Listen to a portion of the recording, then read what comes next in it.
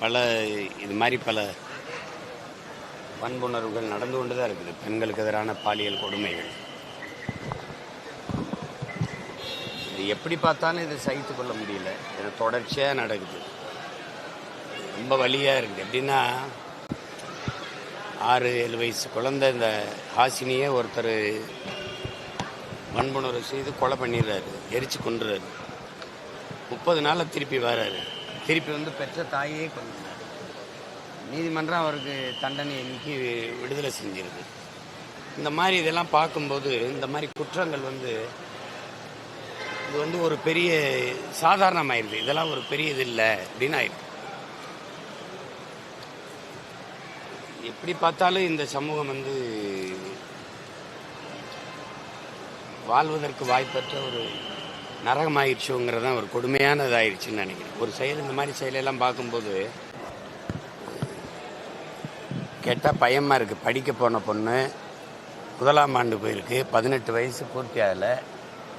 அது ஒரு பையனோட போய் இரவு 11 மணிக்கு மேலே அது ஒரு தனியாக ஒரு இடத்துல போய் அவங்க சந்திக்க போயிருக்காங்க. அந்த இடத்துல இவங்க அங்கே உட்காந்து தண்ணி அடிச்சுட்டு இருந்திருக்காங்க. இந்த முறையற்று விற்றுக்கிட்டு இருந்த இடம் அது. அந்த இடத்துல போய் இவங்க குடிச்சிக்கிட்டு இருந்த இடத்துல இவங்க பார்த்துட்டு அளவு கடந்த போதையில் இந்த மாதிரி சிதைச்சி வச்சுட்டு போயிட்டாங்க. காவல்துறை சொல்கிறது சுட்டு பிடிச்சோன்ட்டு, சுட்டு கொண்டாங்கிற மாதிரி. சுட்டு பிடிச்சி என்ன விசாரிக்கிறது, அவன்கிட்ட போய் என்ன கேட்குறதுக்கு இருக்குது? இப்போ விசாரித்து என்ன நடந்திருக்கு என்னன்னு சொன்னால் தான் நமக்கு தெரிய வரும்.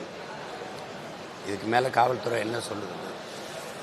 அந்த சம்பவத்தில் ஈடுபட்ட அவங்க மட்டும் இல்லை, பேசியிருக்கேன், நான் கேட்டுக்கிட்டு இருக்கேன், நீங்கள், நம்ம எல்லாருமே இது வைக்க தலைகுனிய வேண்டிய ஒரு சமூகம் ஆயிடுச்சு.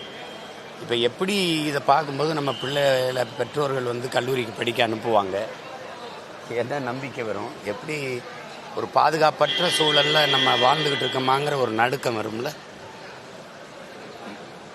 அவர் மதுரையிலேருந்து அனுப்பியிருக்காரு இல்லையா? ஒன்றும் மதுரையிலேருந்து வந்து இப்போ அவங்க மனநிலையை தான் யோசித்து பார்க்குறேன். இது எப்படி இருக்கும்? எத்தனையோ அந்த கல்லூரிக்கு பிள்ளைகள் அனுப்பின பெற்றோர்கள் மனநிலை என்ன? அதெல்லாம் யோசிக்கும்போது ரொம்ப சங்கடமாக இருக்குது. கடும் சட்டங்களை வைத்து இதை தடுக்கப்படுது. கடும் சட்டங்கள் இதுக்கு இருக்குதுன்னு தெரிஞ்சாதான் இந்த மாதிரி குற்றங்கள் நடாது. இல்லை தொடர்ச்சியாக நடக்குது பாருங்கள், அங்கங்கே கேள்விப்பட்டுக்கிட்டே இருக்கு. இதே தான் பொள்ளாச்சியில் நடந்தது, இதே தான் அண்ணா பல்கலைக்கழக வளாகத்துக்குள்ளே நடந்தது. அதுக்கெல்லாம் என்ன நடவடிக்கை? ஒன்றும் இல்லையே. அப்போ அது